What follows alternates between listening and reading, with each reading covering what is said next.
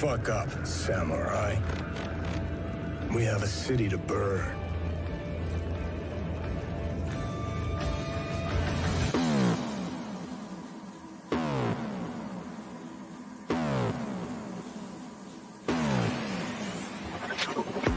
You disgust me. Who gives a shit? Go on. I made it the fuck up. I'm dead. I'm dead. I'm dead. I'm dead. I'm dead. It's glorious! And I run.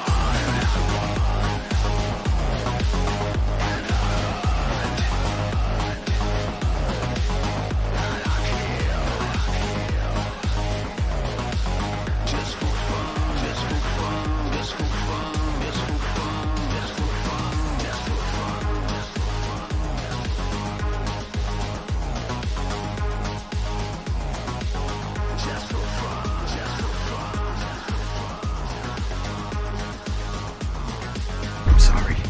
I couldn't resist.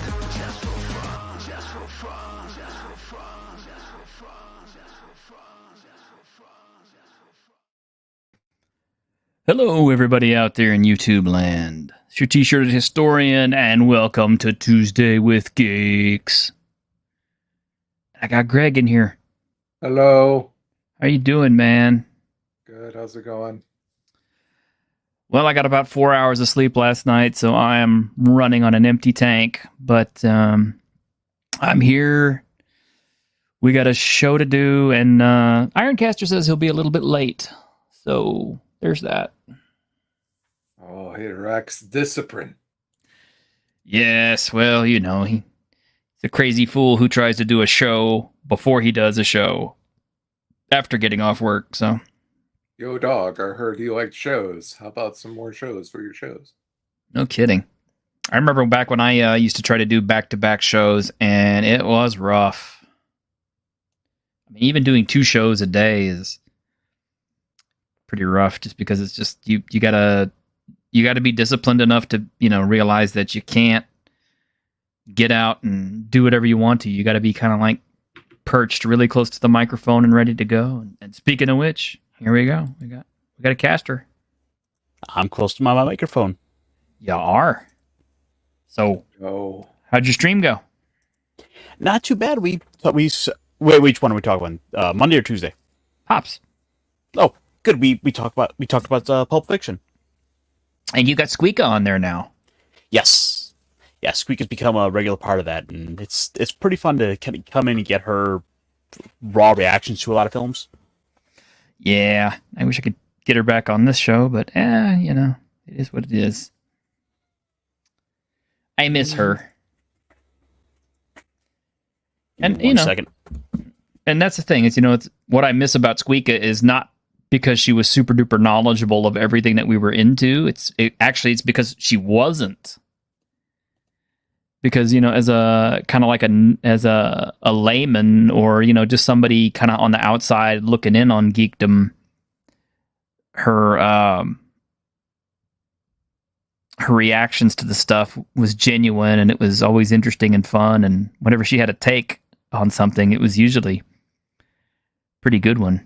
So, and in a sense, that's kind of what I like about Ginger too. Although Ginger is really, really knowledgeable of her role-playing games and stuff, and she's just getting more and more adept at it all the time.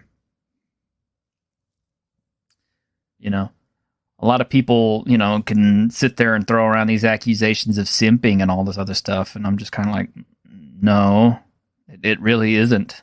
The fact is, they're, you know, geekdom for the most part was kind of a dudes only thing for the longest time, because women simply weren't that interested in it. I mean, you know, you'd find a few here and there. I mean, I met one of my first girlfriends at the comic book store, and as it happens, she was an ElfQuest reader. And Based. Yeah. What? Based. Yeah.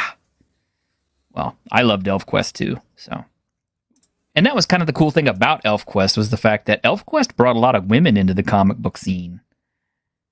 Because, Wendy Peeney, she created some really great characters, some really great stories, and some really beautiful artwork. She was really a woman that was pretty far ahead of her time.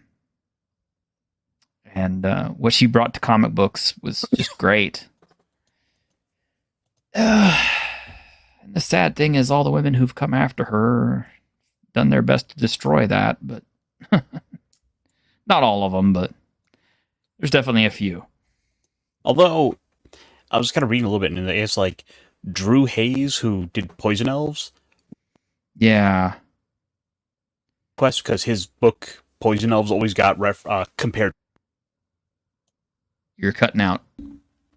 Oh, I said he resented ElfQuest because it was often resembled and compared to ElfQuest.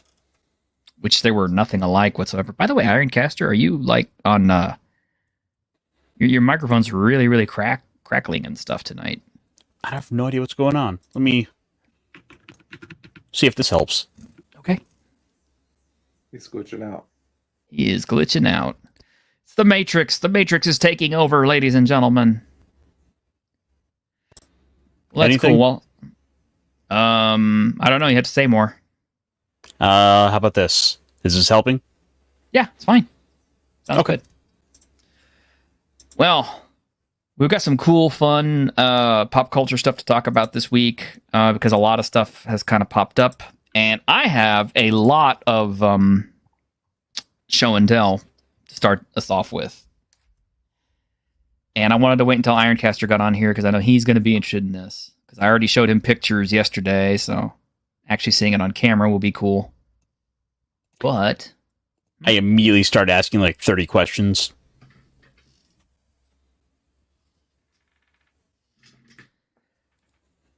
So this is the Triple T Transformer.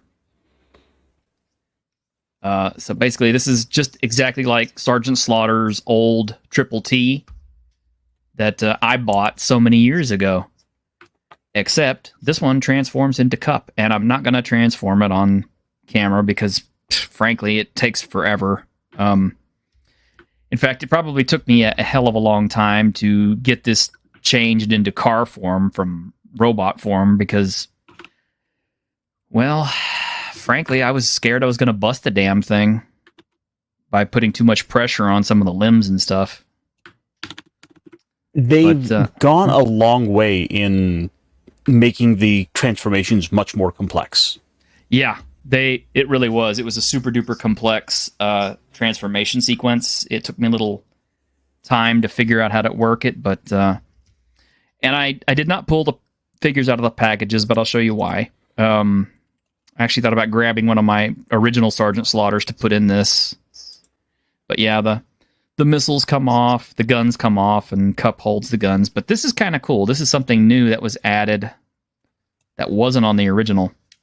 So on the back here, it has spots to clip the weapons onto for the G.I. Joe figures. And it has a platform for them to stand on in the back with a computer terminal.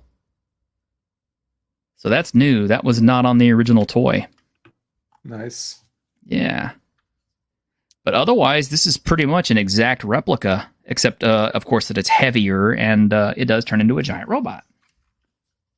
And then I actually got the packaging, which I don't know if it'll... Huh? Nothing. I don't know if it'll fit under the camera.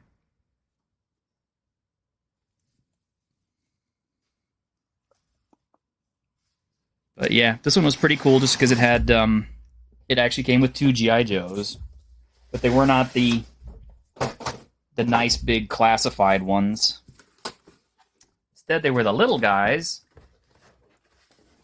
And Hasbro cursed me because they basically put them in blister packs.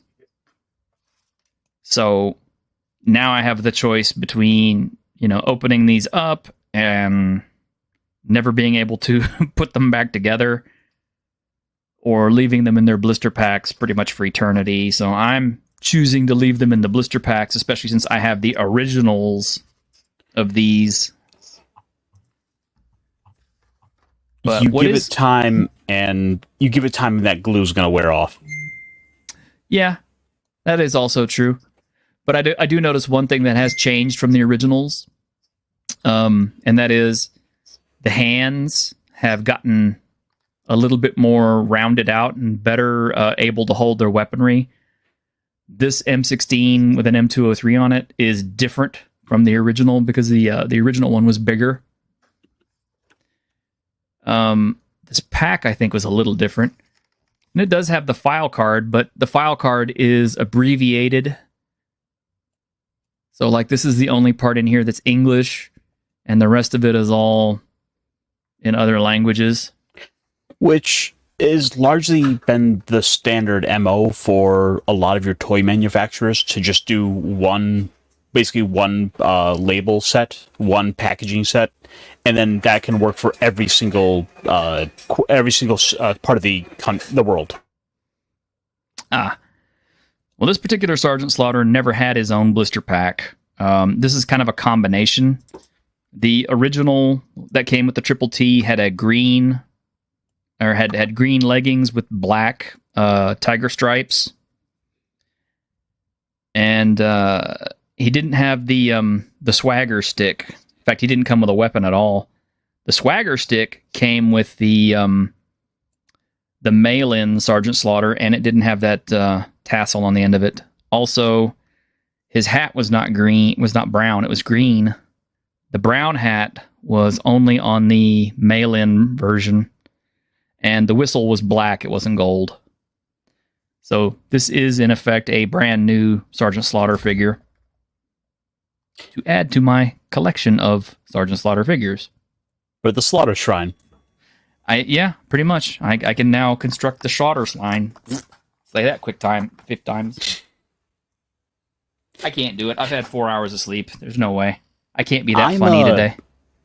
The one thing I'm looking forward to seeing is, well, one of the big things that's come out of like the sort of the toy, for lack of a better term, toy community, has been all the support, the third-party support people have put into taking these figures, these toys, and making them better. So, as an example, sounds like he's a little busy. No, sorry about that. Just little things in the background. Anyway, so I'll pull up. Here's an example.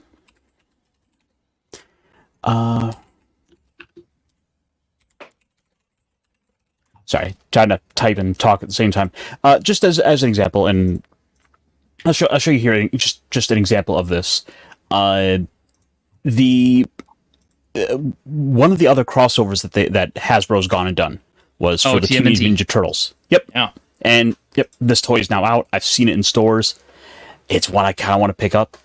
It looks nice. Nice. That's kind of cool. Here, let me go back to the base van here just to show you this comparison. Mm-hmm. But we could really go and upgrade it with some stickers. Ha! So for like $10, you can basically buy a third-party sticker sheet to really go and expand this out. So you can get like the extra little bit of little metal rivets for around the window, so it looks like it would be like bulletproof glass that's been put in. The bot mode has all kinds of extra little attentions to detail, extra little, colors for around the feet. The chest are filled in. All these little cavities that really look like they should be filled in on the original toy. Are looks kind of plain, but then you go back to the other one here, and like those little indents in the chest are filled in. Yeah, I wonder if Tom is going to get one of these. And they go there's like 50 plus, 56 optional labels with heat. Oh wow, nice.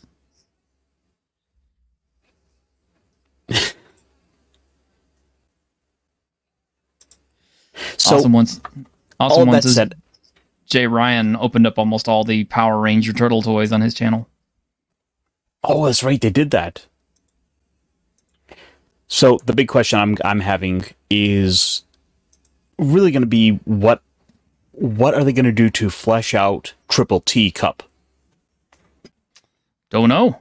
But the fact that what would they do to flesh out Triple T Cup? I can tell you. Well, I mean the stickers. Like, what are they going to do to take that already, decent looking figure from what I saw, and it really step it up a notch? Oh, that I have no idea. But the figure's got massive amounts of articulation. And I also want to ask, if I could find a sticker sheet for you for about $10, would you consider doing it? Sticking them on my Triple T? Yeah, to just kick him up a notch. Make him that little bit better. I probably would, because I'm used to actually putting the stickers on my old G.I. Joe toys. So the fact that these all came on the figure already was just kind of like, oh, you've cheated me from a step. But considering the price point of this box, Well, you mean to tell me Hasbro was going to cut a corner in order to save a couple bucks? Well, they didn't save any bucks on charging me for it, that's for sure. Oh, no. See, they make all the bucks, but they're going to save that by forgetting out the sticker sheet that fans would expect. Yeah, of course. But considering how complex the Transformer is, and how cool the nostalgia factor is, and all the extra stuff that they added in, plus getting two G.I. Joe figures, who, one of which is pretty much an all-new Sergeant Slaughter, it's kind of worth it to me. Plus, I'm a Sergeant Slaughter collector. You're a Slaughterhead? I am a Slaughterhead. If I ever got a chance to go meet him, I probably would, just so I could, get Cobra clutched. He was at a local convention last year, I want to say. That's cool. He does get around. But anyway, he's basically reached that arc of his career where he survives largely based on the convention scene. I'm pretty sure he's got enough money set aside from the military and the WWE, but yeah, I'm sure that doing the fan circuit doesn't hurt any, and I'm sure he enjoys it. So why not? I mean, the guy's like almost in his 80s, I think. So he still looks like he's in great shape. Spent $50 for like 2 minutes of his time just to like give you the meet and greet. It'd be worth it. It would be worth it. Anyway, I've got quite a bit of unboxing here. So yeah. So the next thing that came in, this popped in today. This is number 14 in the Fist of the North Star saga. And I pretty well got it confirmed. They're going to stop at 16. So 2 more to go. The next one drops in December. And then after that, I think it will be April when the last one finally hits. I've got them all pre-ordered. So as soon as they, hit the press and get released to the stores, they show up on my doorstep. Because I'm not going to miss out on my Fist. And how many more do you have to go? Well, if this is 14 and they're stopping at 16, that's 2. Okay. But yeah, as usual, absolutely just awesome artwork. Great story. I already pretty much know it because I bought it several times in Japanese, and of course I've seen the anime.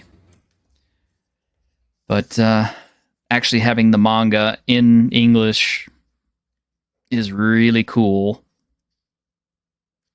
And seeing it all done up in a nice Isobon kind of format is really cool. Berserk rules. We're getting to that. That'll be a little bit later. But yeah, I'm going to talk about that. Okay. I really need to get around to like reading through both of those. Yeah, you do. But yeah, like One Piece presides at the moment. I read through Berserk in English on the bootleg site. I bought all the the big old deluxe books, the black ones. Ain't nobody got time for that.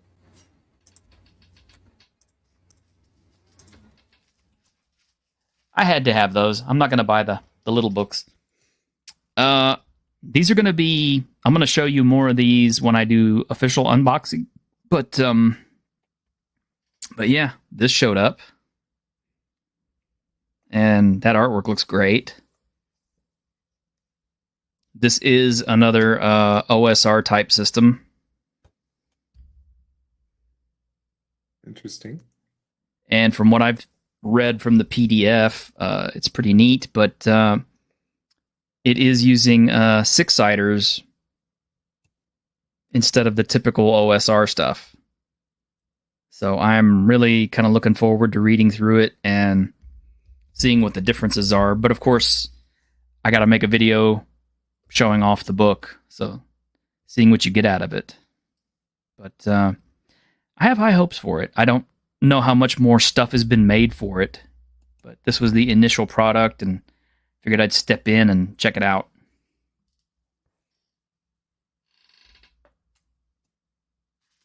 And kind of last but not least, I can't really do an unboxing for these because they both showed up at the same time in the same box. So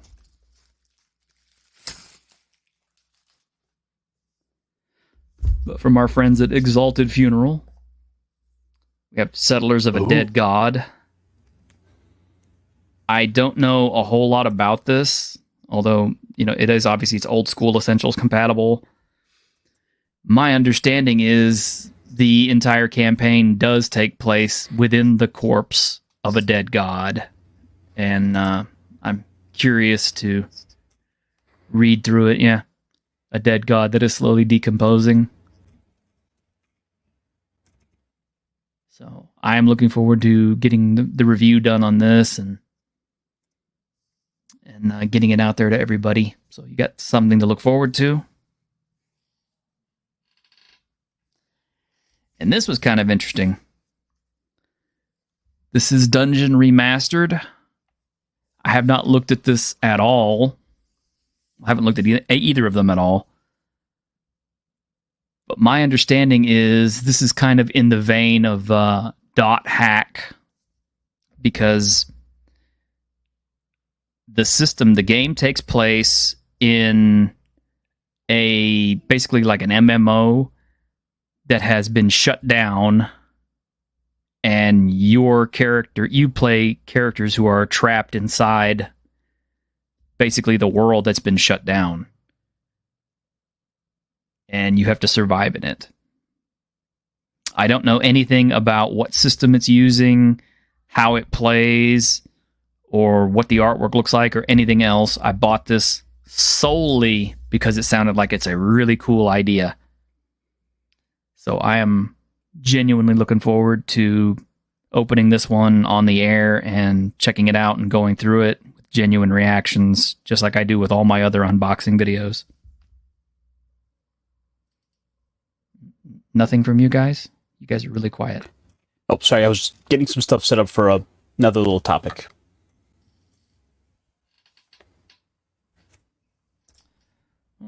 Okay.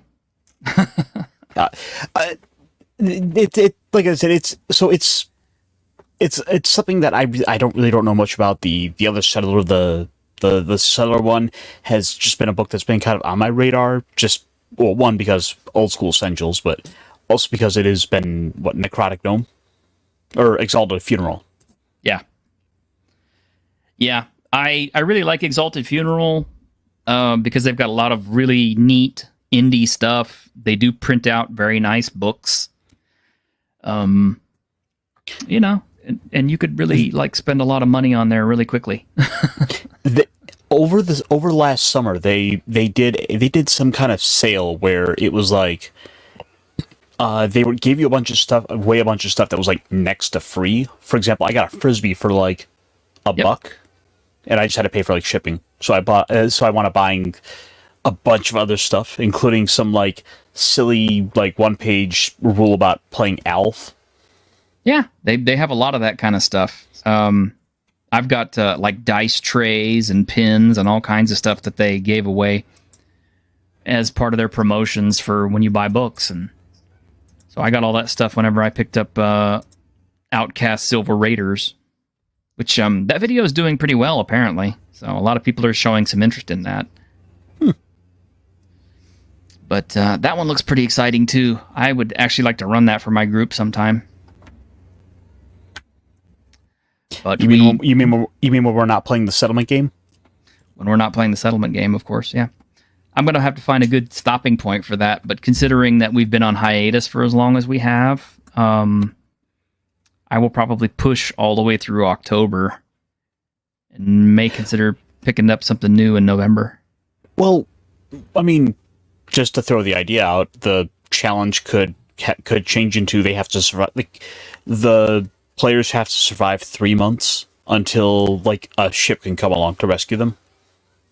Nah, we don't do that. Oh, that's called an overarching narrative / railroaded story, and I'm not going to do that. Okay, I thought I'd help. Nope, I don't need that kind of help. The players will either figure out how to get off the island on their own, or they will go inland, or they will set up their own cities or whatever. They'll build up their own civilizations and become kings of their own place. I don't know. It's kind of up to them, or they may all die. We'll be princes of the universe. Well, that's kind of in your hands. I just, I just pretty much run the world. You guys live in it. But anyway, we've got some other cool stuff here. This in particular got me super duper hyper pumped to the point where like I literally like had to watch it like 8 or 9 times before I was satisfied with it, because between how cool it is and between how good the soundtrack is for it, yeah, October's not going to get here soon enough for me.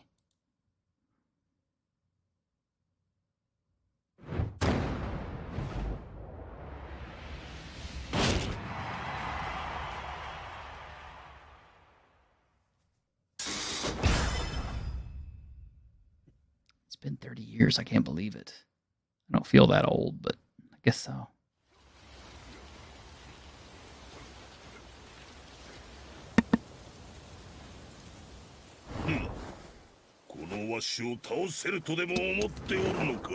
He's back. Get ready for the next battle. Section 8. New Challenger.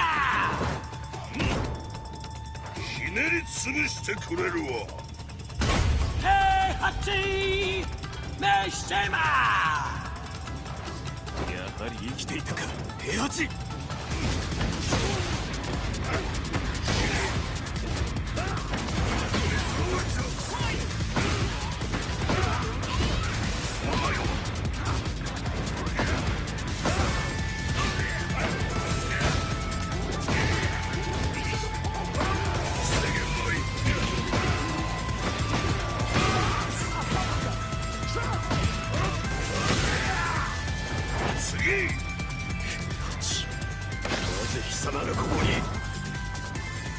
It's my turn to throw you off the cliff.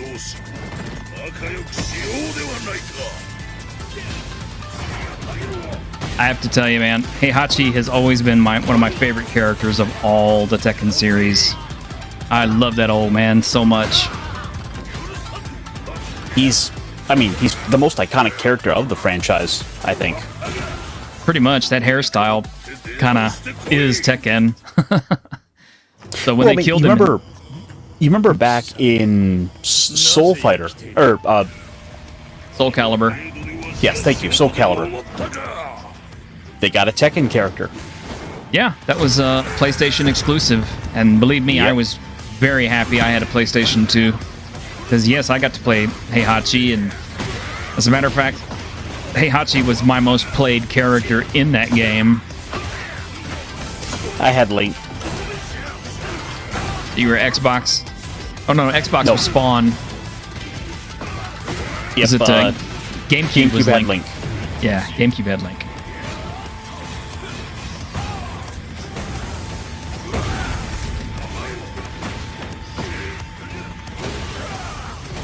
I like how his moves have evolved over the years. You can still do all his old stuff, but now it combines with all of these new moves.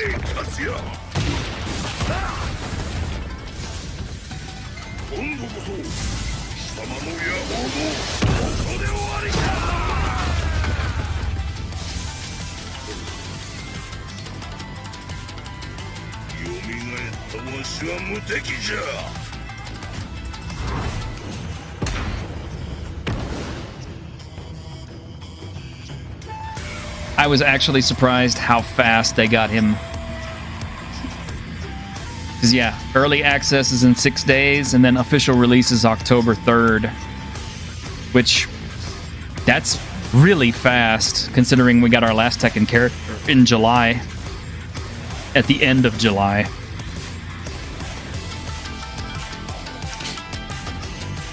So which one's your favorite fighting game currently?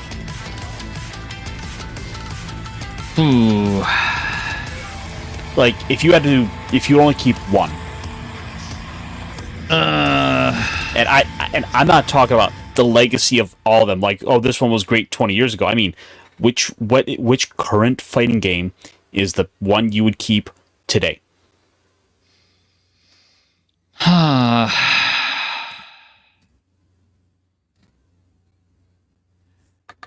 Right now, it would probably still end up being Street Fighter 6, just because of the story mode and because of the character customization, how deep it is, and the fact that they keep adding new characters like Terry Bogard and Mai Shiranui.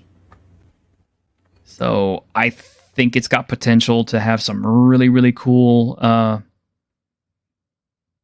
gameplay stuff coming up. Plus, it has like my favorite character, my favorite fighter of all time, which is Akuma.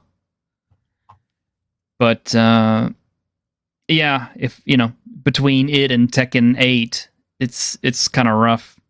But Tekken 8 is second place only, and I repeat, only because it does not have a character customization. I mean, it doesn't have like a custom character. You can customize your fighters, but you can't actually build a fighter. You can't actually take a fighter and like teach him all of Heihachi's moves or all of Eddie Gordo's moves or anything else. And that's kind of a shortcoming in the Tekken game. Well, T-Shirt, I regret to inform you that you are wrong about Street Fighter 6 being the best fighting game currently. Wrong. Really? What's better than that? Super Smash Brothers Ultimate. Nah. No. Well, you see, I'm of course turning to an expert on such matters. Oh, I am of course speaking of him. No, nobody cares what he thinks. And we don't have time to listen to his crap anyway. All right. Well, we got cooler things to talk about than that, dude. Oh, I do have one thing I want to talk about briefly. What's that? That wasn't done. Okay. I'll get to it. How fast can you get? Give me 5 minutes. Okay. Then, in the 5 minutes that it takes you, I will show you the next thing I have ready, and it's very short because this is also coming. Peggy 16. Master, I feel the power you spoke of in my dreams. Here lies an ancient blessing of the miracle itself.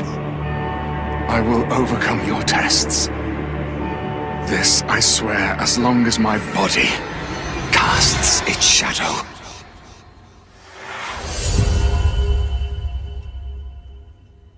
So there we go. Our first DLC for Blasphemous 2, Mea Culpa.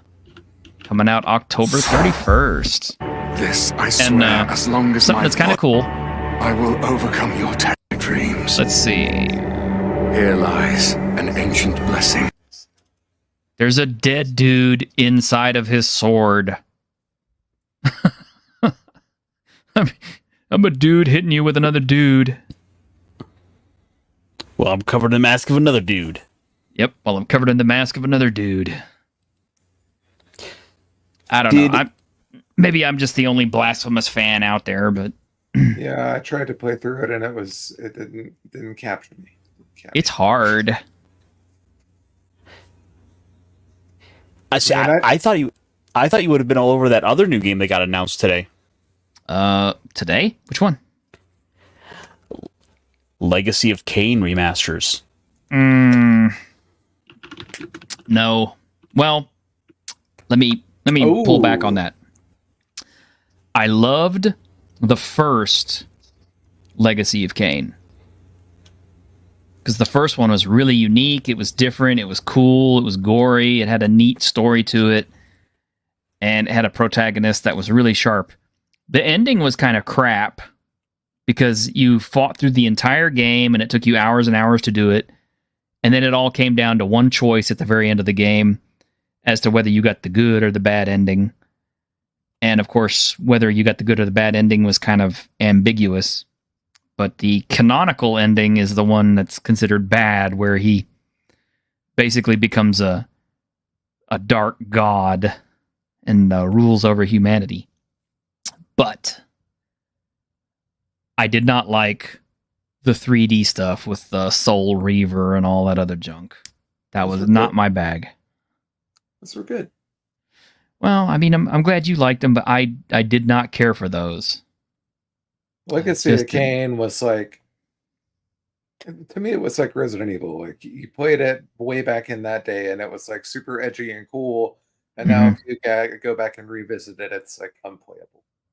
No, I have it on PC. I play it on PC. The first one. I don't play the other ones. You know what else remastered got announced today? Not MGS3. I know that's coming, and I'm excited for that one. Lunar, the Silver Star Story, and Lunar Eternal Blue Collection. Oh, yes. Man. For PS4 and 5 with the totally remastered, redone anime cutscenes, quality of life improvements, remastered graphics. It's going to be awesome. That is going to be awesome. Oh, yeah. Okay. That's a day one for me. Oh, definitely. What you got, Caster?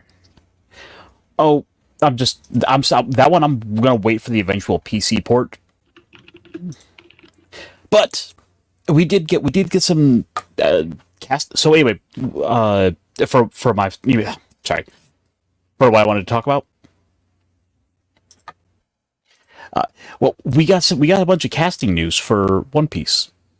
Oh, You just sent the trailer there. Oh, I heard about this. Yeah. Yep, I wanted to talk about it briefly. So our favorite Dragonlance, mega fan, Joe Manga, is going to be playing one of the big bad guys, Mr. Zero. And the counterpart, one of the eventual crew members, Lyra Abova, who is playing Miss All Sunday, aka Nico Robin, and get ready with her for quote unquote controversy. Oh, wonderful. She's Russian, and you are going to have people who are tied into current day politics and are going to try to make that a subject of controversy. Whatever. In fact, we had this little reveal of him. Not much of a reveal.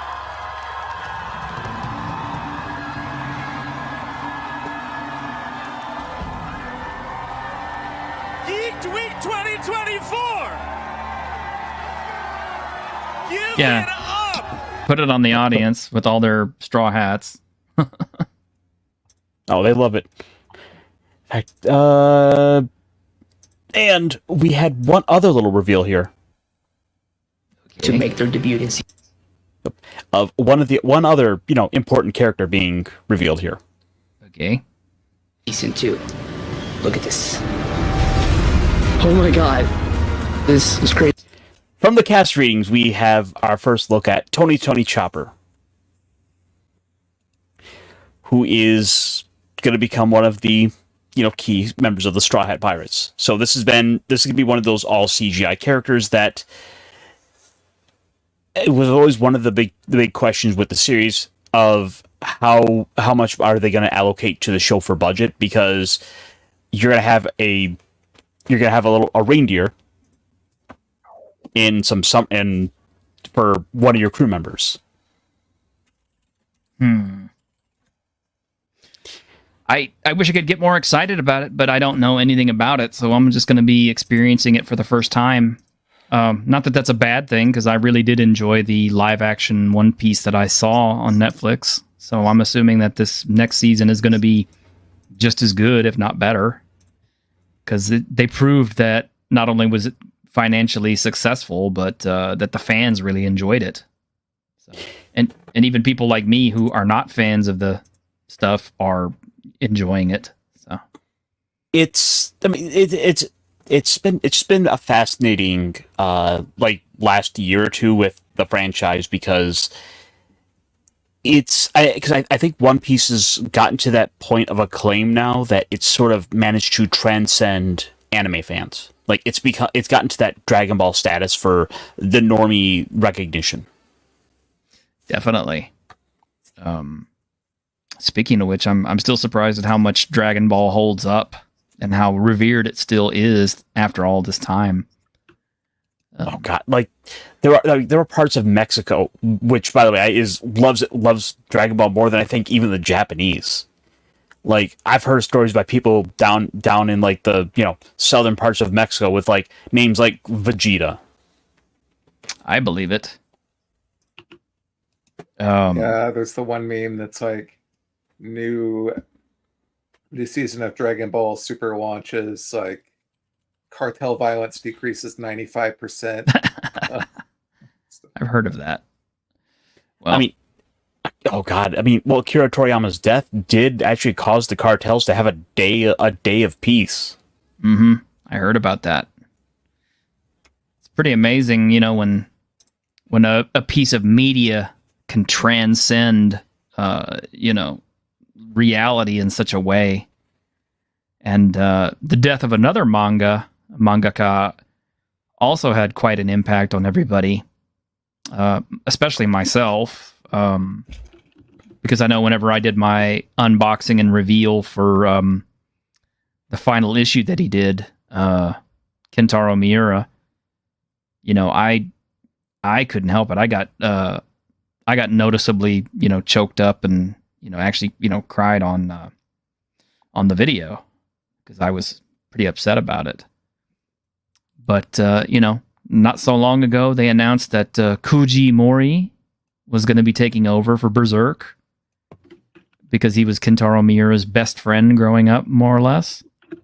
And he had already kind of told him the whole story about how it was supposed to go.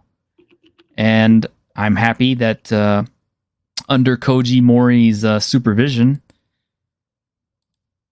that Dark Horse Publishing is continuing Berserk. And this is going to be the Koji Mori-led Berserk team. So this is going to be number 42 that's going to be coming out. I don't know how many more issues this is going to go, because I have no idea where the end of it is, or how far the end is inside or whatever.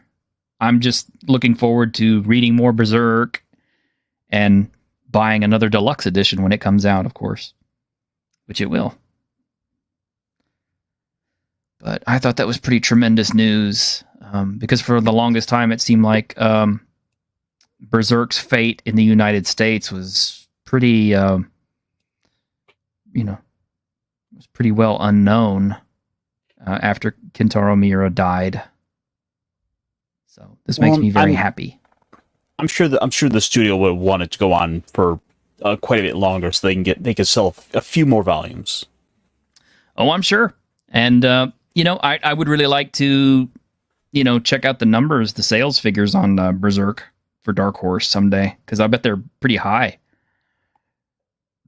I can say that I'm very glad that the Dark Horse manga has kept a lot of the stuff that I thought for sure that they would drop, such as the fairy story. But no, they've had it all, and as far as I can tell, it's been more or less faithfully translated. I'm not sure how much localization has gone into it, but overall, I'm pretty happy with Dark Horse's treatment of Berserk. And I'm kind of curious to see how this story is going to end finally. So, kind of on the subject of dead mangakas, did you hear this news where the new Dragon Ball Daima is going to be getting a theatrical release? No, I can't say I'm a big Dragon Ball nut. Well, I mean, it's still sort of in that vein of, the similar the subject matter, and they're releasing the first episodes of this into like U.S. theaters too. Nice. Well, I'm sure it's going to be a big hit. Yeah. Hopefully we can go ahead and get Berserk back up to that status in a way. Would be nice. Something else that popped up from our American friends and had all of the energy of lukewarm fish.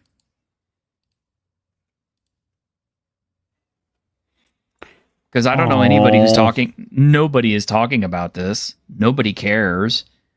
And it does seem to be kind of like a who's who of, third tier characters that nobody's ever heard of.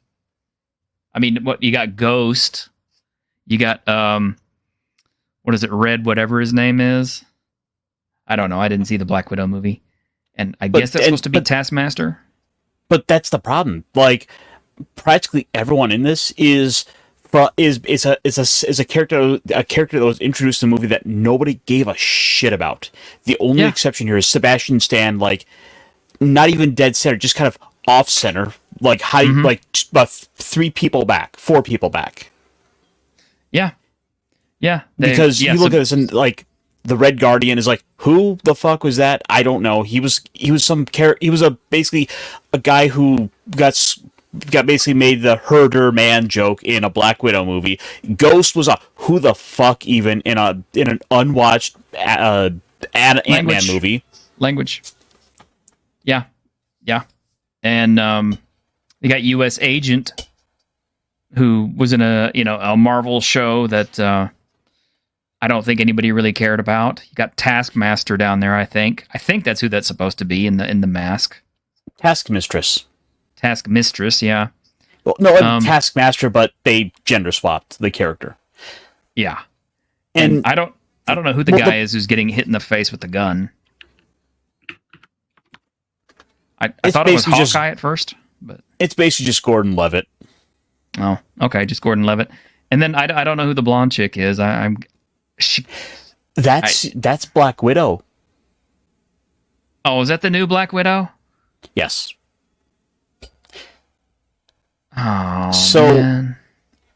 The problem they have is Marvel Studios assumed that people were going to just automatically jump into every single film, every single show that they make, and so you wound up with movies that were really just sequels to shit they introduced in the Disney Plus shows. Yeah, because Agatha All Along is so popular and such a big hit. I mean, who's that show even for? I mean, I just, I do consider myself part of the LGBTQ plus community because of, my personal feelings, but even I don't get that show. Is that it? Childless Wine Ants. Oh, okay. Well. And also, they're trying to strong arm it into like the TikTok generation. Oh, because of how gay it is. Musicals. Oh, God. Because people on TikTok like to do lip syncing, and they're hoping that they can get like one hit song in there that will get people to turn around and jump into the show. Oh, wait. I made this. I joked about the wine ant thing. Mm-hmm. Oh no! And I'm like, let's look up the hashtag Agatha All Along. Someone get her some wine. We're gonna go sit. Oh, she looks terrible.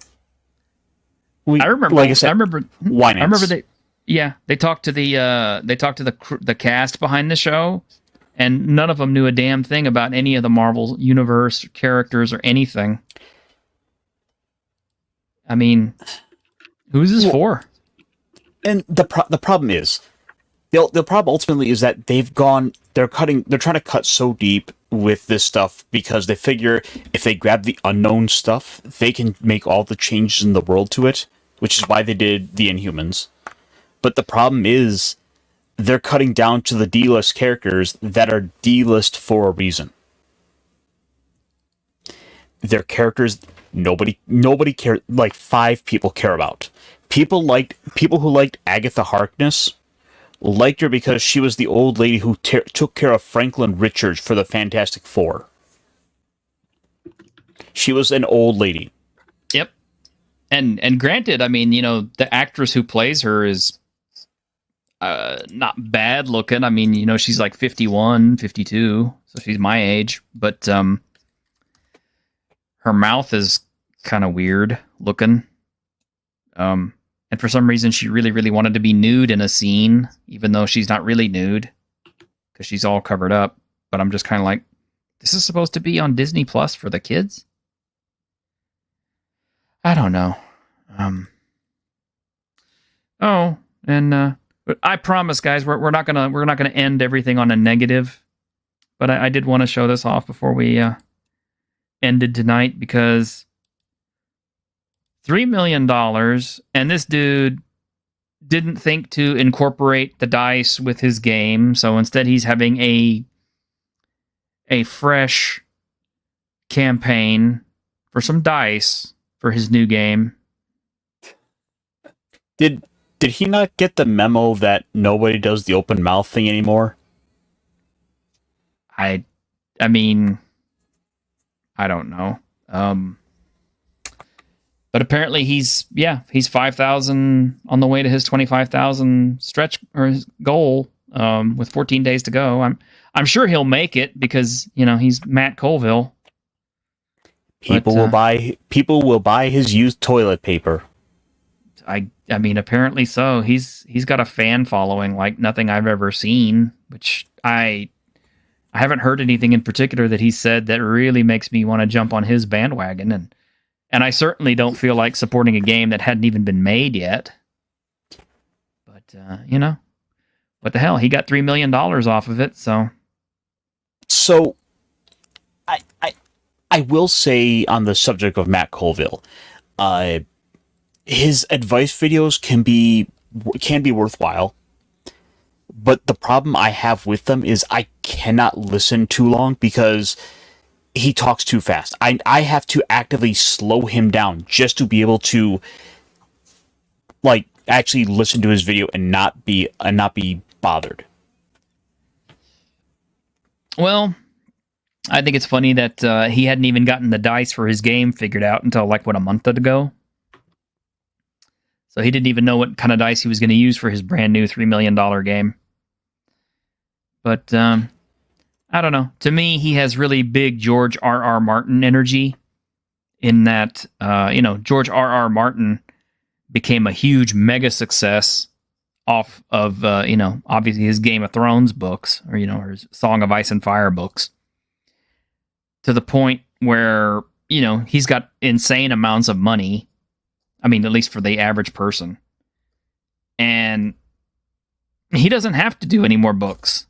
He does not have to write anymore. He doesn't have to work anymore. He could literally just coast on what he's getting in, payment from HBO and from whatever the sales of his books are. And he could live well over comfortably for the rest of his life, unless he just did something stupid, and bought an island or invested in crypto or something. But have you actually looked at the dice he's selling? No, but let me finish. But anyway, like I said, that's George R.R. Martin. The guy's probably never going to finish his book series because he's got so much money he doesn't have to, and he's not interested in it. It's pretty obvious. Colville also has insane amounts of money now, except he didn't even give you a book series. He gave you the promise of a game. Not an actual game, just the promise of one. And even if, he releases a game that is a subpar piece of total, absolute crap, he still got $3 million. I mean, I don't know how much of that he's actually going to need to support the campaign, pay off everyone that he needs to, and get this turkey made. But by the time he's done, he's still going to be sitting real pretty on a nice pile of money to where he pretty much isn't going to have to worry about working too hard again unless he just, like I said, invests in something stupid and wastes it all. So he's in a good spot. So I bring up the dice. Right. Because having looked at what he's actually trying to sell here, it's worse than you think. It is, because I didn't hear half of what you said. So, having looked at the campaign, having looked at what he's selling, it gets worse. Okay, let's take a look. For $20, you get 3 dice. Pardon? I'm not going to pull up a picture, but it suffice to say he is selling. You cut off again. Well, I have no idea what's going on. He is selling a 20-sided D10. A 20-sided D10. That's literally one of the very first D20s I ever got. And he is selling a 6-sided D3. This is his big, bold idea. 2 D10s and a D3. $20.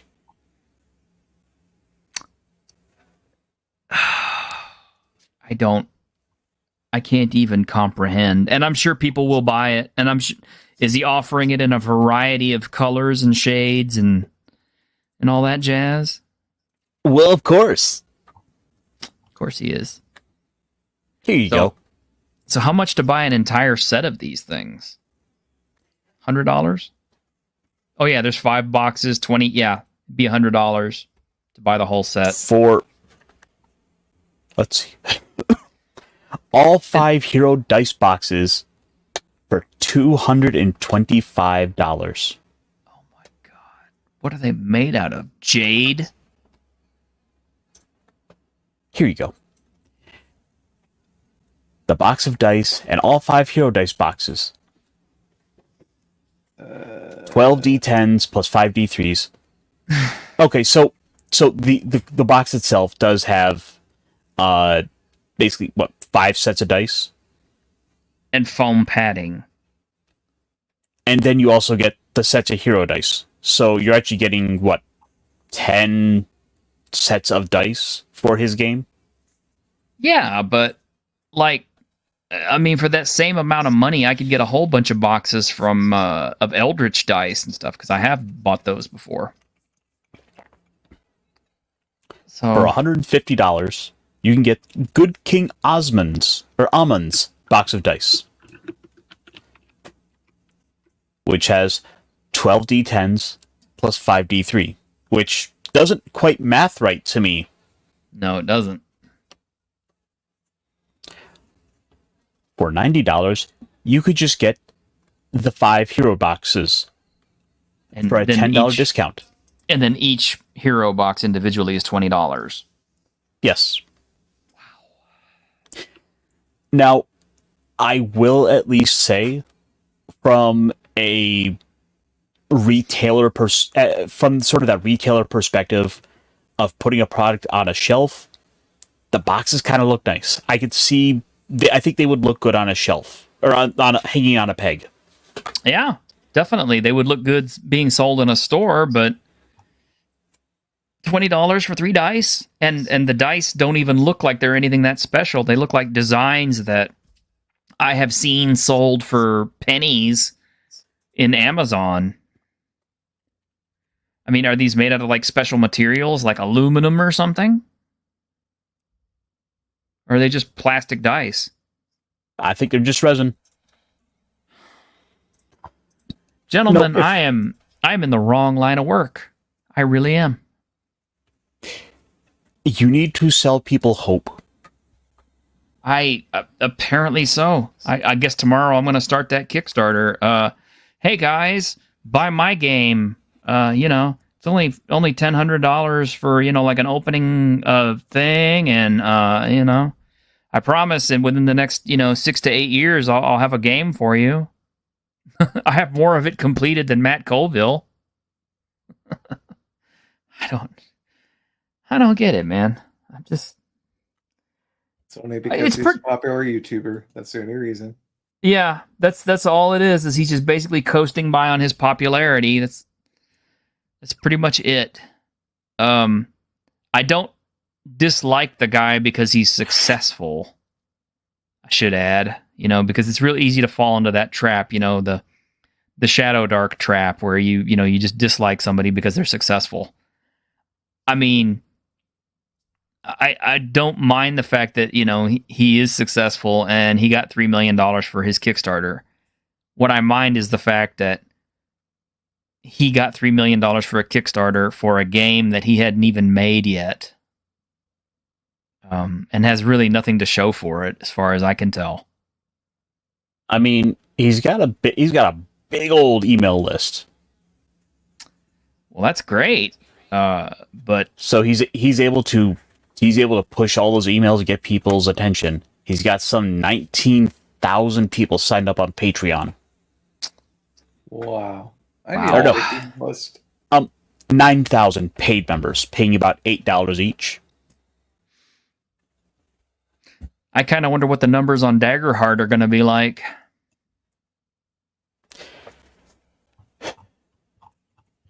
I think I'd rather go spend my money on Worldographer. Well, I'm spending all my money on Exalted Funeral and various other Kickstarters already, so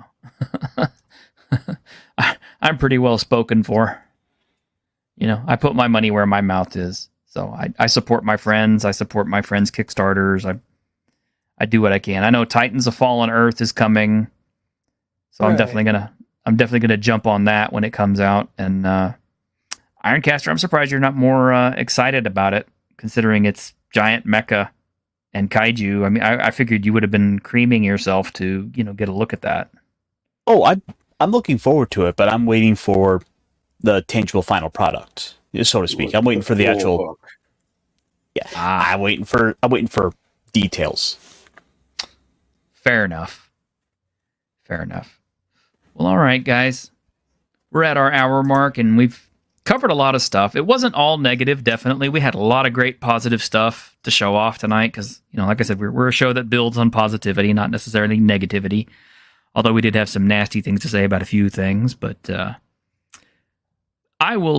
we don't have an official outro video, so I will put this up as our outro video for tonight, courtesy of Greg, and hopefully this will not get us copyright claimed. But if it does, it's at the end where it won't matter so much. So good night, everybody out there in YouTube land. Join us for the Week in Geek on Saturday, where Grim will be back, among others, and maybe we can get Raltz and some other guys on there and really have a good time.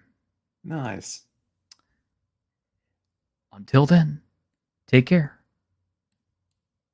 Bye. In your dreams, magical thoughts, all things are real unless you dream they're not.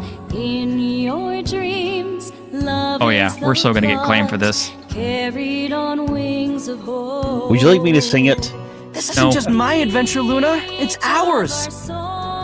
It's so beautiful. You have to be reasonable. The Dragon Master causing problems must be an imposter. I want to play this again. I want to play this again.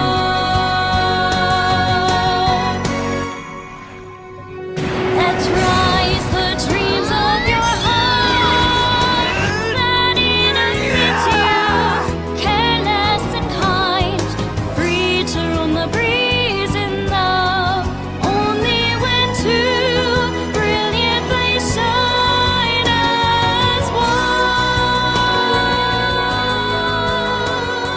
guys. I got a big old smile on my face. Oh yeah. God, I love those games.